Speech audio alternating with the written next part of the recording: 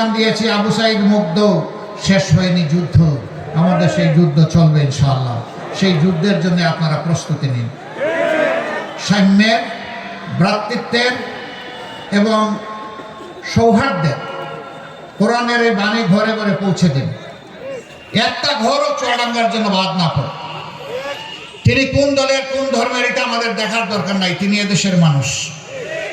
সবার কাছে আপনারা এই আওয়াজ পৌঁছে দিবেন, আমাদের সালাম পৌঁছে দিবেন, দেশ গড়ার জন্য দোয়া চাইবেন। মানুষকে বলবেন এমন একটি দেশ আপনিও চান নিশ্চয়ই। সবাই বলবে হ্যাঁ আমিও চাই।